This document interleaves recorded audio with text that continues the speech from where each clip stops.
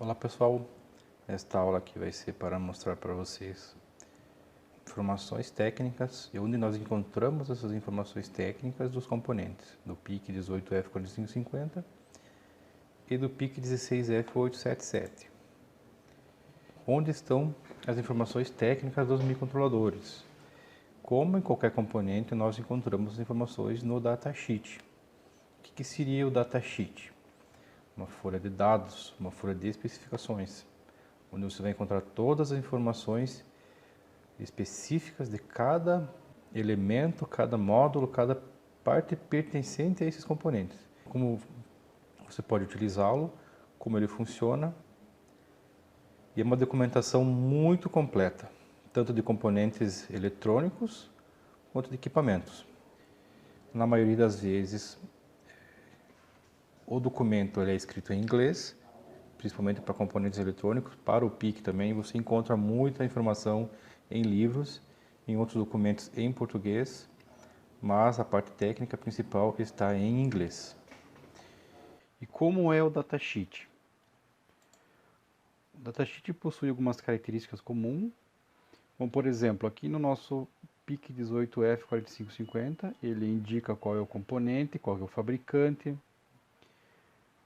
tem um resumo de todas as características principais. No caso do microcontrolador tem as pinagens. E eu vou mostrar para vocês agora algumas características e passar o datasheet para vocês darem uma olhada como que seria do nosso microcontrolador. Okay? Então aqui, pessoal, nós temos o datasheet do PIC 16F877. Aqui temos o datasheet do PIC 18F4550. E vamos dar uma olhada em algumas características.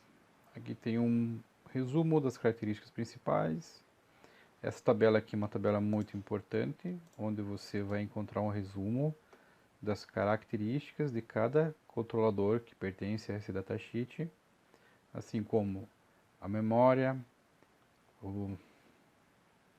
memória RAM, memória EPROM, quantos pinos de I/O, quantos canais de conversor AD, tipos de comunicação disponíveis, se possui timer e quantos de 8 bits, 16 bits. Temos também a pinagem e o tipo de encapsulamento, por exemplo, 28 pinos PDIP e SOIC, 40 pinos PDIP, temos aqui 44 pinos TQFP e 44 pinos QFN. Então, depende do seu projeto, você vai escolher um desses encapsulamentos e para montar seu circuito você vai se basear nessa pinagem conforme está mostrando aqui no datasheet. Tá? Temos um índice, onde a gente busca as informações, overview sobre o dispositivo, as características principais do que você vai precisar aprender para executar cada ação.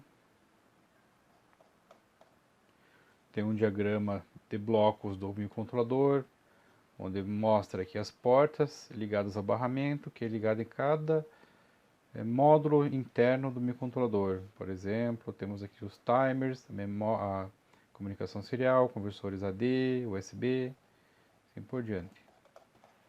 Cada controlador. Pode também fazer uma busca, por exemplo, oscilador. Então, tudo que eu quiser sobre o oscilador vai encontrando e você vai descobrindo o que fazer com aquela característica. Por exemplo, aqui explica sobre o oscilador, ó, as configurações do oscilador. Se você colocar um cristal externo e você mudar os registradores que seriam dos fuse bits, de alguma forma vai dividir o teu cristal por 4, por 3, por 2, por 1. Depende das opções que você configurar, vai alterar internamente a funcionalidade do teu PIC e te apresentar o resultado de uma maneira. Por exemplo, aqui nós temos o oscilador interno. Então, se você for utilizar o oscilador interno, você não vai utilizar essa parte do microcontrolador e vai utilizar essa parte aqui. Você seleciona qual que é a partir da frequência do oscilador, qual que é a frequência que você vai querer que esteja sendo executado o seu processamento. quais são os capacitores que você vai usar para cada tipo de cristal. XT, que é de baixa frequência, um cristal de 4 MHz, o oscilador 1 e o 2 vai ter um capacitor de 33 picofarad. 16 MHz vai ter você vai configurar como HS, High Speed, vai ter capacitores de 22 picofarad. 20 MHz, você vai escolher capacitores de 15 picofarad. E assim por diante, todas as características para cada função do microcontrolador você vai encontrar no datasheet. Vamos dar uma olhada aqui. Temos 436 páginas. Aqui no 877 temos 286 páginas. Então é muita informação e tem tudo disponível aqui para você. Obviamente é em inglês. Vamos procurar um registrador aqui para a gente ver como ele mostra o registrador. Intcom 1.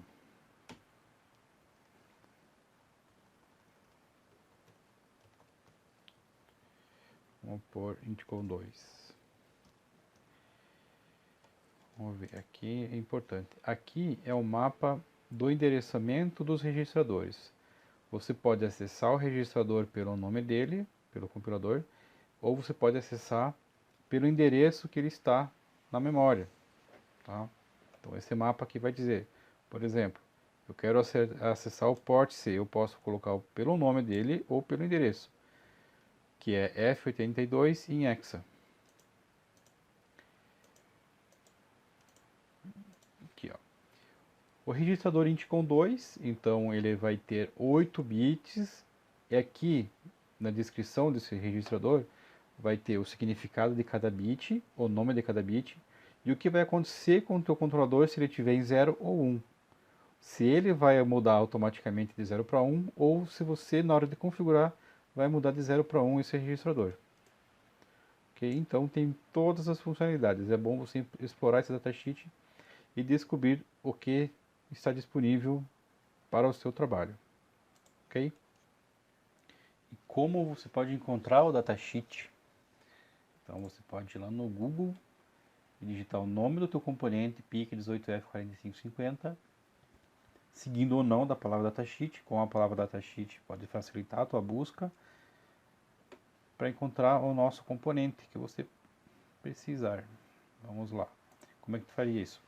Então, estou na ferramenta de busca, Google, PIC 18F4550, datasheet. Ele vai encontrar aqui os links que tiver esse nome. Eu geralmente abro o que tiver o do fabricante. E aqui encontra o nosso datasheet que estava mostrando anteriormente para vocês. Então, é a forma de vocês terem acesso. Vocês podem fazer o download desse arquivo ou continuar vendo no seu navegador. Ok? E o que a gente vai procurar no datasheet? Bom, vai depender sempre das aplicações que você vai gerar, criar no seu projeto. As características que o teu projeto vai ter. Primeiro, é aconselhável que você busque criar um diagrama de tudo que você vai fazer no teu projeto, externamente, sem pensar no controlador. Por exemplo, motores, comunicação, você vai ter comunicação serial, USB, comunicação sem fio, entradas digitais analógicas, você vai ter saídas digitais, o que você vai fazer no teu projeto. Aí você vai partir, a partir disso, encontrar qual é o melhor controlador que vai se adequar ao seu projeto. Ok? Mas eu fiz uma tabelinha aqui de algumas características fundamentais, que geralmente é procurado no controlador. Por exemplo, memória flash, memória PROM, memória RAM, possui oscilador interno, possui PWM para fazer algum controle de velocidade do motor, por exemplo. Quantos ports de I/O, quantos pinos de I/O, quantos pinos de cada porte, qual é a funcionalidade de cada pino, quantas entradas, quantos canais analógicos e quantos conversores AD possui, que tipo de interface de comunicação, quais os timers que tem, quantos timers tem, e qual é o nível de tensão de operação. Aqui já completei a tabelinha, então, por exemplo, o PIC 16F887 possui somente 8K de memória flash para o teu programa, para o teu código. O 18F4550 tem 32K para você fazer o teu código. Então, se eu preciso de uma memória muito maior, eu não posso escolher o 16F877. Se eu preciso fazer uma aplicação bem simples, eu posso usar o 16F877. Se eu precisar de 14 entradas AD, eu preciso usar o 16F887. Se o 13 é suficiente, eu posso usar o 18F4550. Se eu precisar da comunicação USB diretamente no controlador, eu preciso usar o 18F4550 ou alguma outra versão que tenha comunicação USB. Mas se a comunicação serial SPI 2C é suficiente, eu posso usar o 16F877. Ok? Então, continuamos nas próximas aulas.